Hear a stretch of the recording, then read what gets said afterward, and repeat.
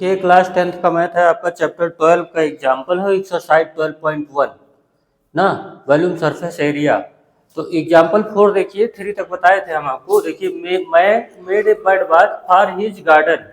देखिए bird bath बनाया है अपने गार्डन के लिए in the shape of a cylinder with a hemispherical depression. तो ये देखो हेमीस्फेरिकल डिप्रेशन बना है, इसमें पानी रखेगा वो पक्षियों के लिए, बर्ड के लिए, बर्ड बाथ है ये।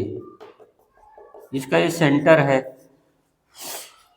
Eight the height of the cylinder is 1.45 metre. ये हाइट है पूरे सिलेंडर की 1.45 metre and its radius is 30 centimetre. इसकी जो रेडियस है 30 सेंटीमीटर है, ये फिगर में दिख रहा होगा। Find the total surface area of the bird bath. तो देखो यहाँ पे करना क्या है, सब कुछ तो फिगर में क्लियर है। तो total surface area example number 4 का डिस्कशन होने जा रहा है यहाँ पे। Example number 4, total surface area of a bird bath. Bird bath देखिए क्या है कि जो curve surface area of cylinder है, curve surface area of cylinder दिख रहा होगा आपको। देखो सरफेस का मतलब हुआ इसका सरफेस, ये खाली है, इसके चक्कर में मत रहिएगा, ऐसे सेट किया गया है। तो 2πr/h इसका हो जाएगा। और हेमी स्फेयर का जो सरफेस होगा ये खुला खुला है, एयर है, इसमें पानी भरा हुआ है, तो पानी हटाओ तो एक प्रकार से यही इतना सरफेस मिलेगा। तो इसका जो हेमी स्फेयर का जो सरफेस है वो है 2πr²। और जो curve surface area of cylinder है वो है 2πr/h। तो यहाँ देखो curve surface area of cylinder plus curve surface area of hemisphere.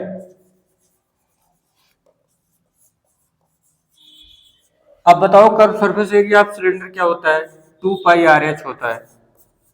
और curve surface area of hemisphere क्या होता है, 2πr² होता है। और सेम रेडियस है तो कोई टेंशन नहीं है, दोनों की रेडियस सेम होगी।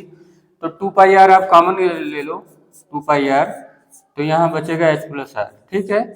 अब यहाँ देखो 2π की वैल्यू है 22/7, r की वैल्यू है 30, h की वैल्यू है 145 सेंटीमीटर। देखो 1.45 मीटर है ये, 100 से मल्टीप्लाई करोगे तो सेंटीमीटर हो जाएगा। तो r की वैल्यू है 30, इतना सेंटीमीटर स्क्वायर आएगा। अब इसे आपको सिंप्लीफाई करना है बस, 2/20/7 इंटू 30 इंटू 175 सेंटीमीटर स्क्वायर। तो यहाँ से ये 7 2 जा 14 और 7 5 जा, ठीक है, 25 2 जा 50। देखो 25 2 जा 50 और 30 1500 to 22 सेंटीमीटर स्क्वायर। 00 15 2 जा 30, 15 2 जा 30 और 3 33 सेंटीमीटर स्क्वायर। ये हो गया। तो इस तरीके से आपका ये total surface area bird bath आ गया। अब एक्सरसाइज 12.1 का क्वेश्चन नंबर 1 देखो, ये प्रॉपर आपको क्लियर हो गया होगा।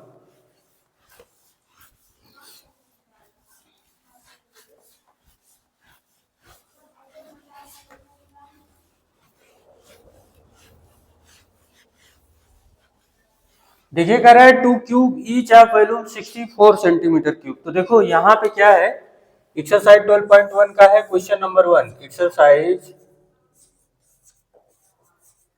12.1 क्वेश्चन नंबर 2 क्यूब है जिसका वॉल्यूम जो है 64 सेंटीमीटर क्यूब है। ये ऐसे क्यूब है, ठीक है। इसका जो वॉल्यूम है, वॉल्यूम 64 सेंटीमीटर क्यूब। हमने कहा इसकी साइड ए है। Let the side of the cube, let the side of the cube equal to A. तो वॉल्यूम क्या होगा है, ए क्यूब इक्वल टू 64। तो इसे यूं लिख सकते हो 4 क्यूब। तो यहां से पता चल गया साइड ऑफ द क्यूब क्या पता चला है, 4 सेंटीमीटर। ये ठीक है। अब ऐसे ही 2 क्यूब है, एक क्यूब और है,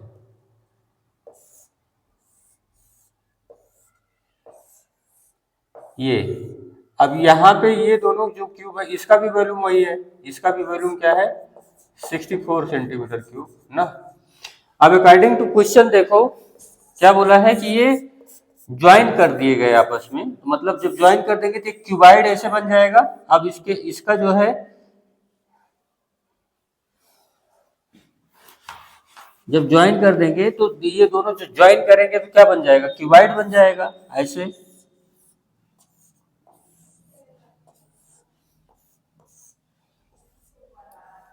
समझ मिला कि नहीं? तो अब ये जो साइड इसकी पहले वाले की 4 और दूसरे वाले की 4, तो दोनों 4 4 मिलके साइड कितना बन जाएगी पूरी, यल यल बन जाएगा 8 सेंटीमीटर। ये भी 4 और ये भी 4, दोनों को ज्वाइन कर दिया गया है ऐसे, पहले वाला क्यूब दूसरा वाला क्यूब दोनों मिला के ऐसे चिपका दिया गया है, ठीक है। तो ये 4 और ये 4 मतलब 8। लेकिन बाकी जो काम है वो विड्थ भी 4 रहेगी और हाइट भी 4 रहेगी। ये दोनों को अगर आप ऐसे ज्वाइन कर देंगे तो ये 4 और ये 4 मिलके तो लेंथ 8 हो गया, लेकिन जो इसकी विड्थ है वो 4 रहेगी और जो हाइट है वो भी 4 रहेगी। तो मतलब समझ गए? तो यल कितना बन जाएगा, 8 सेंटीमीटर, विड्थ बन जाएगी 4 सेंटीमीटर और हाइट रहेगी 4 सेंटीमीटर। तो मेरा कहने का मतलब है टोटल सरफेस एरिया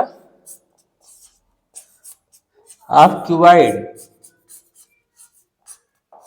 कितना होता है, 2 times L B B H और एच एल। ठीक, तो यहां आ जाइए आप इसको लेकर के यहाँ पे। तो टी एस से जब यहाँ निकाल ही रहे हैं तो केवल फार्मूले में रखना है। एल की वैल्यू 8 है, बी की वैल्यू 4, बी की वैल्यू 4 है, एच की वैल्यू 4 और एच की वैल्यू 4 है, एल की वैल्यू 8 है। हम्म तो ये हुआ 32 प्लस 16 और प्लस 32, तो 32 और 32 64 और 16 80 हो जाएगा सेंटीमीटर स्क्वायर। तो 160 सेंटीमीटर स्क्वायर ये इसका आंसर आ जाएगा।